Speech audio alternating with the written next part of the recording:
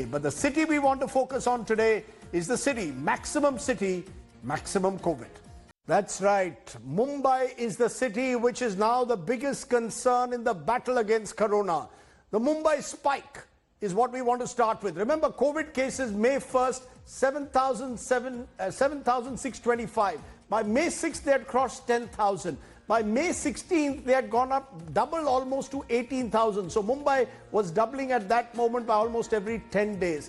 But take a look at what has happened since then. From the 16th, 18,000, we have now in 8 days, once again coming close to doubling, 31,000. At this rate, Mumbai will cross more than 1 lakh cases by the end of June. And that's the concern that everyone has. India's commercial capital is our focus. And joining us now is the man who has perhaps the most difficult task at the moment in the country. IS Chahal, senior IAS officer, is the BMC commissioner appointed just a few weeks ago.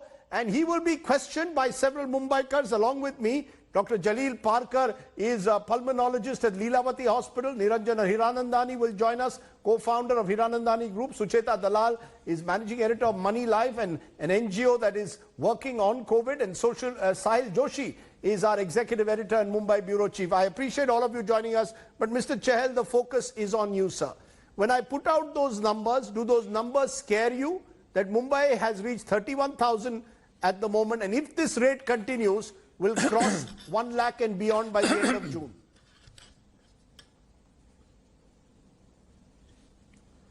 Rajiv, good evening. Not at all. Let me explain you how. You know, Mumbai today has 32,000 cases and active cases are 23,000. And if you see, 15,000 people have been discharged and they have got well. When we were in the first week of May, we were told by experts, both in Mumbai and Delhi, that we would have 40,000 active cases on 31st of May. So accordingly, when I joined on the 8th of May, I swung into action. That time I had only 5,000 beds. And these were DCHC and DCH only. Today I have crossed 10,000, and in another, by Saturday, I will have 14,000 beds ready for me. DCH and DCHC, all oxygen beds, out of which 1,200 ICU beds. And if you add this triple C, the COVID care center, where we send asymptomatic positive cases, I'll have 44,000 beds ready with me, whereas I expect only about 27,000 active cases on 31st of May. So, what was projected for Mumbai of around 40,000 plus cases, we are at 27,000. Now, this is one part. Let us not get into figures. Let us get into strategy. Now, number one strategy was the hospital management. So, what we have done is, we, in fact, at the outset, I will really be very grateful to the private big hospitals in Mumbai. We got into talks with them. I said, no coercion, no force, no orders under Epidemic Act. We must work together.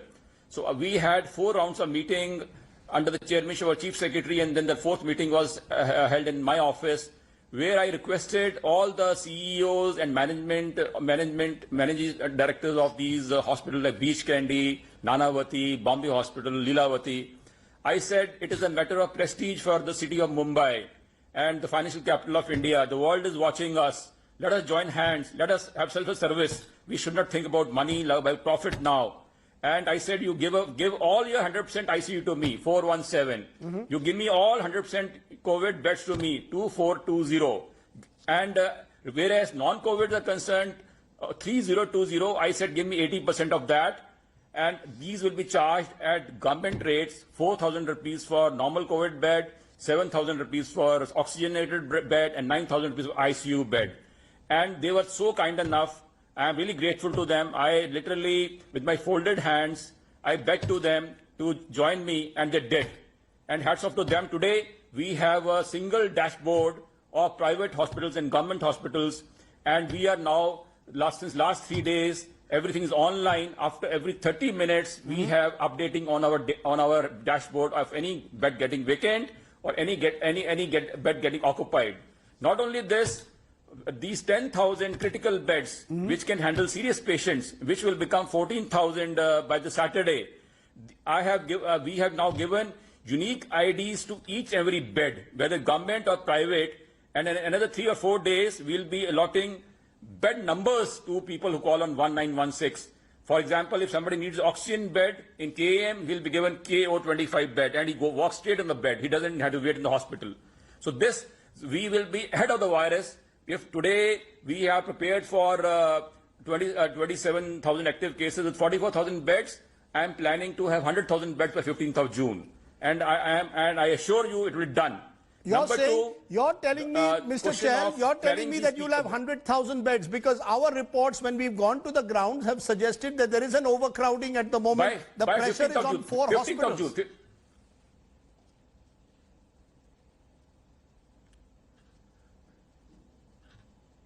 It was, yes. But now with 33 major hospitals, with 33 major hospitals joining, KM, Nair, Sion, St. George's, GT, peripheral hospitals, and 33 major hospitals joining us, now it has become a big group of hospitals which are fighting hand in hand. So this is how my bed figures have become very easy in the last 3 or 4 days. Like today morning, I got a list at 8 a.m. of 1,000 cases, and by 12 o'clock, everybody got the beds. And I had 450 beds spare with me, including 25 ICU beds today. Okay. And I'm happy to say that we started 1,000 bed jumbo facility in MMRD in open ground BKC, and today we have 40 patients lying there who are positive cases, and that center is open, and we're going to take it to 500 by the Saturday. So this is the first case of 1,000-bed hospital in open ground, constructed in 10 days, and now functioning with the ICU attached to Asian Heart Institute for the time being, and then 200 bed ICU coming up there, with 600 oxygenated beds in that facility. Can I ask you, though, the second concern, Mr. Commissioner, is that when you took over, the focus at that moment was in Dharavi. And it was seen that because this was the most congested area, that could be the most vulnerable. You've managed to get down the numbers of Dharavi down considerably in terms of doubling. But new areas have been added. If you look at areas like Govandi, Andheri, Chembur, Bandra East, again large sprawling slum areas. So is the fear, as you chase the virus, you can chase it in one area, in a city like Mumbai, it multiplies in new areas? Rajdeep, on 8th of May, when I joined, we had 2,900 containment zones, and today we have 633. When was 10 days back, and now it is 656 with me. Now, and I didn't compromise with any population or the area involved, but you will be happy to know that majority of the cases are coming from containment zones and their high-risk contacts in our quarantines, in institutional quarantines. You are right. In many places, new cases are coming up, but that I clearly admit that, because in Mumbai, with the density of population, it is not so easy. I would say it's extremely difficult, or I can use the word impossible, to fully contain the zone like I did in Islampur in Sangli when I was looking after the Maharashtra state. And we had 26 cases there, not even a single case came, all discharged, all got well, and Sangli had become zero viral district. Right. But such things are not possible in Mumbai, where the density of population is so high, where 400 people share one toilet in Dharavi. But I'm happy to say that Dharavi used to get about 150 cases a day, and day for yesterday had only 24 cases coming from there. I take that point, but Mumbai is still adding about 12 to 1,500 cases a day, and there are question marks. Are you testing aggressively enough now? A few hospitals which have allegedly wanted to test have been sent notices because they were keen to test patients with mild symptoms. Are you now only very clear you want to test or actually only identify those who you see as critically infected? No, what happened that on the 18th of May, the new guidelines of ICMR came from Government of India, Ministry of Health, and that said that you check symptomatic cases on priority. And what happened that when we instructed the flu clinics that you must take asymptomatic cases, we found that we were not getting enough number of symptomatic cases. Like for about 4 days in a row, we didn't get more than 3,500 cases. And then we got back to Government of India. Now we have decided to, in fact, we launched a new policy yesterday. And it was in a 4-hour meeting with all the ward officers. The policy enunciated by me is known as, now get out of the virus, we have to chase the virus. And in doing so, even if temporarily the figure goes up, doesn't matter as long as our management of hospitals, ambulances, doctors, and healthcare is there. You know, you'll be happy that today also, in spite of all this talk of Mumbai going out of control, my death rate today is 3.2, slightly more than national average of 3.0.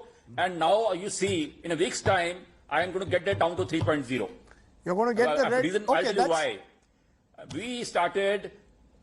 That's your claim. Let me explain why. Yes, go ahead. Number one, when I joined, the number of ambulances were only 100. Today we have 456 ambulances on Uber platform. I have tied up with Uber, and there are 456 ambulances controlled from the control center, and I have increased ambulance by 400% to get critical patients from their homes or slums into hospitals so they don't die. Number one. Number two, I have established a live, real-time portal for dialysis, which involves exactly 84 machines for COVID and 6 COVID dialysis machines for suspected COVIDs. This dialysis online system involving nephrologists of Mumbai is the first of the kind in the world, which started functioning 2 days back. And this one, Dr. Bichu, who came to my rescue, he created this online portal. Now, with this, people can book online the machine, and we can do 600 COVID positive dialysis in 1 day, and about 100 COVID tests of suspected COVID people. We have now separate centers for suspect people, like in Chembur. So if somebody is not accepting that you are suspected COVID, you go drive straight there, and no question asked, dialysis will take place. So in this system, the nephrologists can now open this platform, which is known as by the name coviddialysis.in, and he can book his slot, and immediately the dialysis will take place. So I'll ensure that not a single person dies of dialysis because of non-available dialysis now. Earlier, this was a major cause of our deaths. This is why this makes me confident that our death will come down. Of course, those are all positive steps. In the last 2 days, we have done. Let me for a moment, Mr. Commissioner, just stop you. In the last 2 days, 30 people have. Let me stop you because those are all positive steps. Let's now, broaden this to our Mumbaikars who are joining me on the show, each of whom have questions, I'm sure, for you. Sahil Joshi, why don't you start? What is the question that you wish to ask the BMC Commissioner today? This is all on behalf of Mumbaikars. Okay, Mr. Chahal, me and my team have been reporting from ground since last 2 months, and the two basic problems which the Mumbaikars are facing, and I think if you are able to solve that, a lot of your image building might happen at a time of even corona crisis. The first one is the non-availability of the bed. In fact, if you look at the statistics which the BMC has given me, I mean today's statistics, if I can see, the active CC2 beds are only 82% occupancy. The beds with the oxygen are only 63% occupancy. The ICU beds are 96% occupancy, the beds which are available for the COVID treatment. Whereas the beds with the ventilator are only with the 66% occupancy. Now the problem is, you can clearly see in the statistics that the beds are available. You are saying that there is a dashboard which has been made now. But despite that, on ground, the people take at least 4-5 hours to get themselves admitted. It's another issue for the people to get themselves admitted at this point of time. The big another issue is about the ambulances. Now you are saying that you have tied up with Uber, some taxi services have started, the ambulances have increased. But despite that, to get an ambulance is a nightmare in Mumbai at this point of time. How are you going to solve this problem? Will this dashboard be available for the Mumbaikars to see whether the beds are available at particular center or not? Sahil, the first question I'll respond to your first question first. Regarding the issue of delayed availability of beds, I have done a major surgery in that 2 days back. What was happening that we have 20 labs in Mumbai, and they were sending to us the list of positive cases at around 7 p.m. in the evening. So 7 p.m. the hunt for the beds would start at 1916, and you know, doctors, staff are at fatigue in the evening, and then I would start getting calls around 10:30, 11 that beds are not available, and people are running around, and nobody is picking up the call. So first thing I did was I had a meeting with all the labs 2 days back, where I said that now no 2 p.m. to 2 p.m. System, it will be 000 hours to 2359 hours. In this period of time, whatever samples you get, you shall clear them. There will be no backlog in labs. The results or reports shouldn't come after 2 days, 3 days, 4 days, 5 days. I said, if any lab doesn't give the result the next morning, he'll have to close down. And secondly, I said that you should not chew more than you can digest. Whatever is your capacity, you exceed your capacity, but don't take double or triple your capacity and then create backlogs. And secondly, I said every lab will report to us at midnight 000 hours, and the list will be published at 000 hours, and 8 a.m. in the morning the bed allotment will start, and by noon time the allotment will finish. Are you telling me therefore that no one will have to move? Are you telling me, Mr. Commissioner, no one will have to move in Mumbai from one hospital to another looking for a bed? Are you giving me that assurance today? Yes, I am giving you, I give you assurance, and we have done one more thing. Second thing, what I've done is that once this list comes to us, there was the issue of 1916. People would get it yesterday evening. The report came that it is coming engaged. There's a lot of crowding. Today I have increased the lines of 1916, and I'm ensuring that nobody gets a busy tone there, so that immediately the phone gets through. And ambulances, and Mr. the Commissioner, bed allotment becomes smooth. What about Sahil's question on ambulances? Ambulances, I want to correct. I want to correct Sahil. Not even one taxi has been hired from Uber. All 456 ambulances are property of government, and Uber is only has been brought in to create a platform. We are not using Uber taxis. We are not using Uber vehicles. Now I have 456 vehicles. What I did was I took 300 Innovas from Transport Commissioner. Like in elections, you requisition these vehicles with drivers, and then I created a compartment between driver and the other part. And they were converted into ambulances, and then I got buses from Best, mini buses, which were converted into ambulance with stretchers. Now I have 50 of them parked at a time in the control room. 25 with stretchers and 25 without stretchers. So you're giving me an assurance that both on ambulance and beds, 10 minutes. You're giving me an assurance on ambulance and beds, no shortage. Sucheta Dalal, your question. You've been looking at issues, Sucheta, like N95 masks, for example, and you've been telling me about how that is a problem. Your question to the BMC Commissioner. So, okay. To the BMC for all the work it's doing. I'm sure they're trying very, very hard. But what we are looking at is the ground. So nobody is to blame, but I think the system is overwhelmed. We haven't spent enough on healthcare, and the BMC is left with a huge pandemic that they have to handle. So while the Commissioner is assuring us about a lot of things, he's talking about what he's done yesterday and today, and we have to see on the ground how it's going to go forward.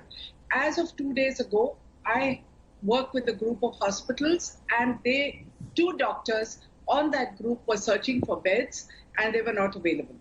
The other issue that we are seriously concerned with is the cost of PPEs and N95 masks. Now, this is something that doctors are crying for because, again, no blame here.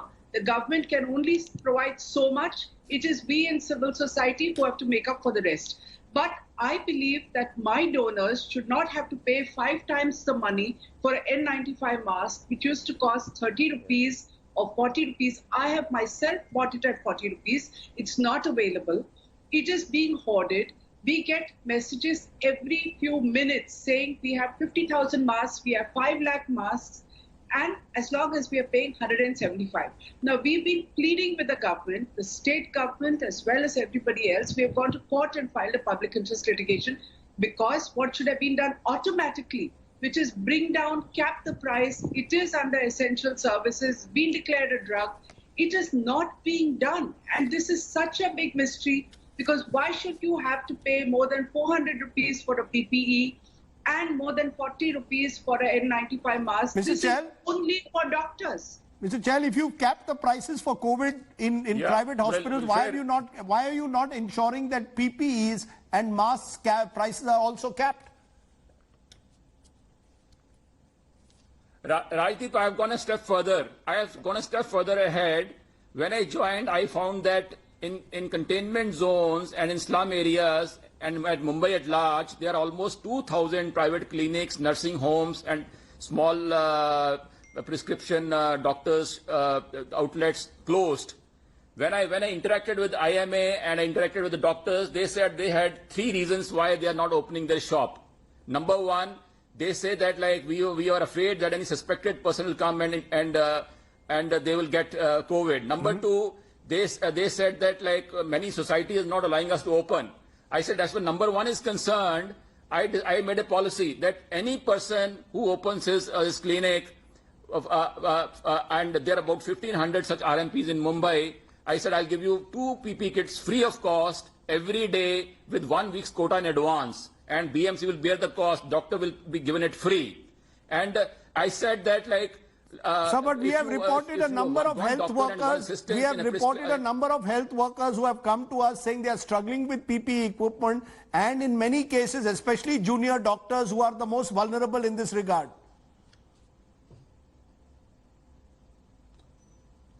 Rajiv, that is an old story history now. My procurement of PPE kits have gone from 40,000 to 2.5 lakhs. So now anybody, any ambulance driver, any private doctor, if you find even one in Mumbai who says he didn't get a free PPE kit from commissioner, you can hold me responsible. Okay. Dr. Parker, you're a doctor yourself. You tell us your question to the commissioner. Well, Mr. Commissioner Chahal, I would have a couple of questions which I think time will be short, so I'll just summarize in short. The first question I would like to ask you is, do you think that the population of 1.75 to 2 crores in the city of Mumbai, correct me if I'm wrong, is the number of testing that we have achieved is adequate, and are we tracing the same to the fullest? That's my first question. Number 2 is, has the process of containment theory resulted in a favorable response in attaining our goals, which I would beg to differ. I don't think it has. Number 3 is, don't you think that we should have let the migrants go peacefully before we had the lockdown, because we have now been treating them as cattle, and we are not respecting them as human beings. We are just pushing them, and in the process of sending them across now to their various villages and cities, what is happening is that the idea, the whole concept of containment is being defeated. Let Mr. Chahal respond. Let Mr. Chahal respond to your containment theory and the migrant problem. You know, the containment theory in Mumbai, has it really worked? Yeah, Dr. Jalil, thank you very much. They are very good questions you have raised. That's correct. Number 1 is regarding testing. You know, Mumbai has done about 1.75 lakh testing, is highest in the country by any one city. And we have tested 13,400 people per million, whereas Delhi has done 7,000 per million, Gujarat has done 2,000 per million, and Bangalore has done only 1,800 per million. And ours is 13,000 per million, number 1. Second, I fully agree that still we need to go a long way for testing. We had only 2 labs in Maharashtra when this problem came. Today we have 72 labs. We are still trying to increase. I wish I would try my best to increase testing. But within the available resources, I have decided now in this chase the virus policy, every day when I get a list in the morning 8 o'clock, I will figure out how many cases are coming from slums and containment zones, and 15 times, 1:15 ratio, I'm going to pick up high-risk contacts compulsorily and put them in government quarantines and monitor their health. If they develop symptoms, they'll be taken to CCC2 or hospitals. Right. Or after on day 10, If no symptoms appear, then we can discharge them. What about the migrant issue? What about the issue, Mr. Chair, of migrants? I've seen images today once again of migrants lining up in long queues, still waiting for trains, waiting for buses. Rajdeep, till yesterday, depending upon the number of trains we got for Mumbai city, 4.06 lakh migrants had left Mumbai and almost 70,000 from Dharavi had left. But it was proportional to the number of trains we were getting. And we have tested these people. We have ensured that some basic scrutiny of these people takes place. We made their passes.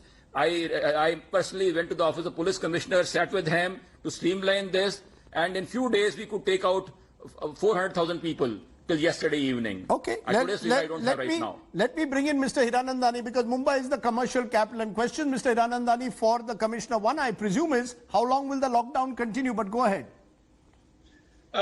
No, I first of all want to thank the Commissioner, because my first question was actually going to be the number of beds that we have actually put up.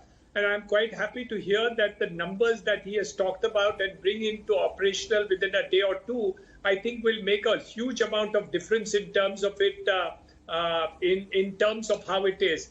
The number two forward-looking challenge was really the amount of testing, which you have just answered. But the third point which I could raise, in view of the fact the other two questions have already been raised by the people and you have answered it, is the fact that the monsoon is approaching. And with 80% of the beds in the hospitals being locked up for COVID patients, from the experience of our hospitals with dengue and other fevers which really start in the beginning of the monsoon, you may have to tweak the number of beds in private hospitals which are tweaked at 80%. Otherwise, the beds availability for the rest are not going to be happening. So I think the challenge is really going to be, again, the number of beds we have, because you usually get dengue and other things which add on in the beginning of the monsoon. But I agree, testing must be increased, and that is what I really was proposing at the first instance. You know, and Mr. Commissioner, to add on to what Mr. Hiranandani said, it's not just the monsoon. Every indication is that, and that's what the government also seems to suggest, that the worst is not over in Mumbai. Things could get worse in a couple of weeks. So are you ready to anticipate the larger numbers that are going to come as the monsoon approaches, COVID and non-COVID? Right, when I joined on 8th of May, Honorable Chief Minister told me on the day one that monsoon is an equally big challenge, if not bigger challenge. So on the 9th, I had a long meeting with railways, and the 10th, I had meeting of 7 hours on pre-monsoon preparedness with my own team, BMC, and we took several steps.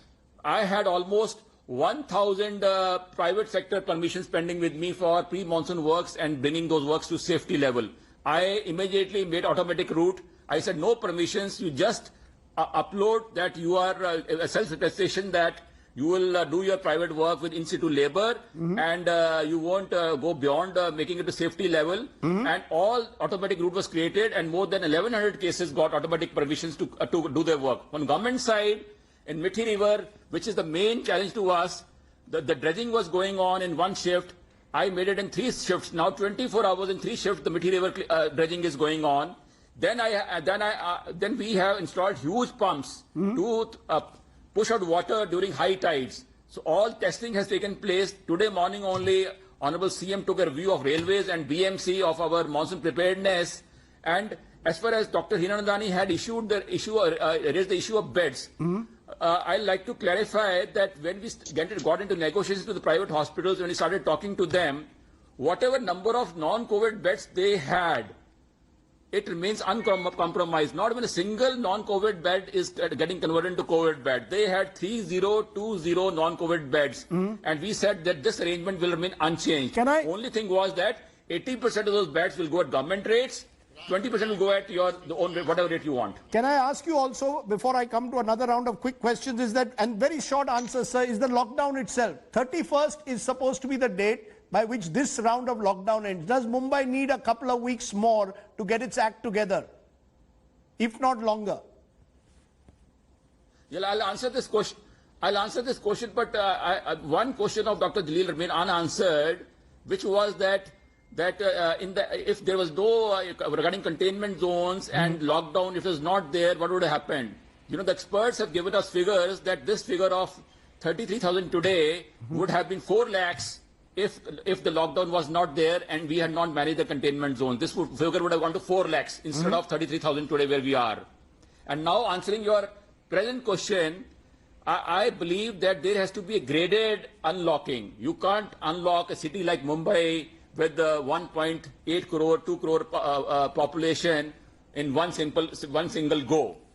I'm a great supporter of unlocking it, but it has to be unlocked in phases. But I can assure you that we will go in a graded fashion, and we won't compromise with the health. So are you open? Are you open, for example, to restarting commuter trains from the 1st of June? Rajiv, you will be surprised that the last 15 days, this process is going on. My Honorable CM has spoken to Honorable PM in the VC, requesting for opening skeleton service of our backbone of our city, the suburban trains or the local trains, because today in the private hospitals as well as the government hospitals, my staff is only 40%. People from Nalasopara, Vasai, Ambernath, Kalyan are not able to come in BST buses. It takes them 3 hours to reach. A train can get them in 1 hour.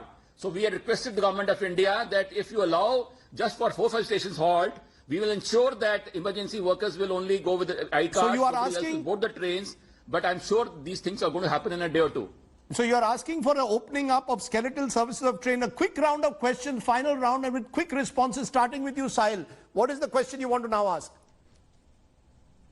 So now where we are standing at this point of time, can we safely say that we have reached at our peak, or we are still waiting for the Mumbai numbers to reach to the peak, and after that we can think of actually opening up Mumbai as it used to be earlier?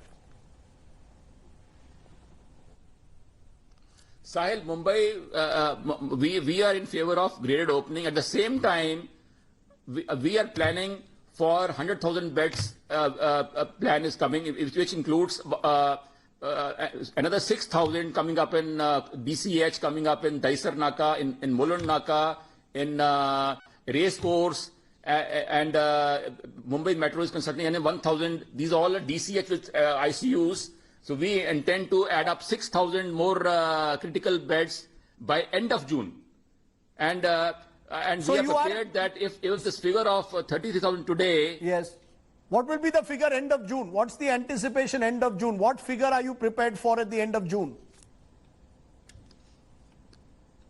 Well, we have certain experts with us who keep on advising us. They give us presentations, and they What's the figure? Simulation studies. So I had 2 of these presentations in the last 3-4 days. They say that around 10th of June, the things would the saturation will come. 10th of June, saturation will come. Okay, we'll hold you to that. Sucheta Dalal, a quick question. So I have a couple of points. One is that my question about N95. Yes. Okay. My question about N95 being capped has not been answered. There is a huge demand. Okay. I give full marks to the commissioner for trying to get beds, but it's not about beds. The doctors are tired. The young doctors are taking the burden. There's not enough people in the hospitals who can take this pressure and who can take increased pressure. So I don't think it's about numbers and statistics. It's about human beings out there wearing those PPEs and struggling for 6 to 7 hours. They are falling apart, and I don't think we have answers to that. I don't think even the private sector doctors are on board. Why don't you answer that? There was a show cause Why notice. don't you answer that, Mr. Chell, directly? The question of N95 masks being hoarded and sold at exorbitant prices. Yeah.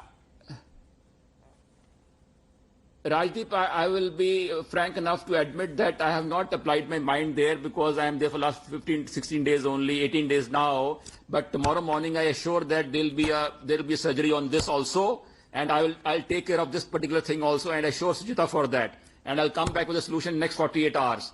And as far as I was saying that once this train start, this 40%, 50% attendance in our government and private hospital can jump to 80-90% immediately. Right. But for that, for heaven's sake, the trains must come from Nalasopara and from Ambernath Kalyan. Okay. Because Mumbai cannot function without local trains. Okay, point taken. Very quick question from you, Dr. Parker. Yeah, I have only two questions that, Mr. Commissioner, since the time immemorial, I think doctors' component, if you have seen, has been only 5% of hospital billings in private hospitals and nursing homes. Institute are also into charity. My question is, why aren't other institutions being penalized as we are being penalized, mostly all the doctors and the institutions like the corporates, the financial and the legals and multinationals? Don't doctors have to stick their neck out for what they are doing, risking their lives? That's number one. Number two, my question is, do you think that we are neglecting the non-COVID patients, because I don't think we have facilities which are giving them the services? Why don't you take the second question? Since we are running out of time, I think that's a question that many people are asking. In Mumbai, there is a real worry about non-COVID patients. Quick response. Sir, I would humbly submit that in all my COVID bed expansion plan, I am nowhere encroaching into non-COVID beds. All the jumbo facilities like 1,000 in MMRDA, 2,000 at Baisar Naka, 1,000 at Mulund Naka, 600 at Dome, 800 at Race Course, 500 J Hospital. All these COVID beds are getting brand new creations. I am not encroaching into the existing non-COVID beds. You can ask the private sector hospitals, 33 hospitals. Their figure was 3020 non-COVID beds. They continue to be there. So you're saying non-COVID patients will not be affected. I want a quick final word, Mr. Hiranandani. You have a final question? The question only is now remains as, how do we take it forward in terms of numbers in the private sector? How can we expand that sector also in terms of number of beds that we can possibly add in this emergency situation, which you have already got over there, because the hospitals are getting filled up, as you said correctly, and they are moving into this sector.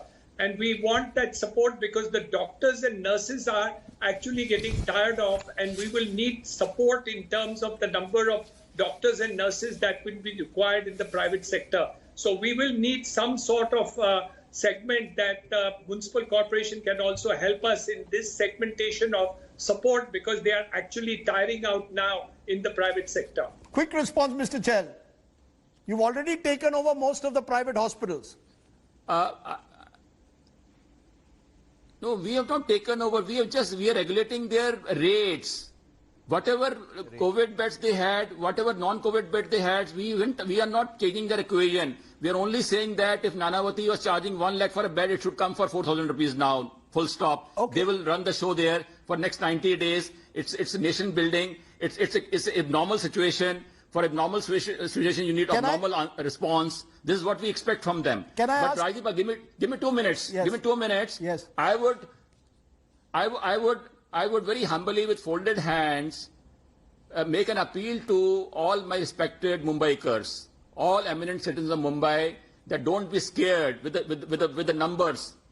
As long as we have hospitals, ambulances, doctors and management in place, and as long as our death rate is equal to national average of 2.53%, there's no reason to be alarmed. Every day when this 1,000-1,500 figure comes, the media, everybody says Mumbai is getting out of control, another 1,000 have come. But if we ensure that nobody dies in the street, everybody gets health care, we should not be at all be scared of the figures. And now when we are talking about chasing the virus, this figure, let the figures increase, how does it matter? As long as we can manage it. Okay, you're talking therefore importantly managing the virus. I'm going to ask you therefore one final management question. Somebody told me, who has tracked the BMC for years, that for years the BMC could not even get a potholed road fixed during the monsoon. Can they get COVID fixed? You know the reputation of BMC. It precedes your taking over as commissioner. Over the years, the BMC has been seen as a den of corruption, corporators making money. Will that change? Has COVID changed the way the BMC functions? This is the richest civic body in the country. Sir, when I joined, the first thing I told that everybody has to be in the field. That is why I always lead from the front. I'm always in the field. Now I've made this 100,000 people plus people in BMC that nobody will sit in office. They will function in the field. Secondly, I assure you that you will see a difference this time in the monsoon, the way we are getting prepared despite all our handicaps. Okay. We hope that there is a completely changed culture. If COVID times can do anything, it can change the way the BMC functions in these critical times. To you, Mr. Chahal, for taking all our questions. We have many more, but we've run out of time.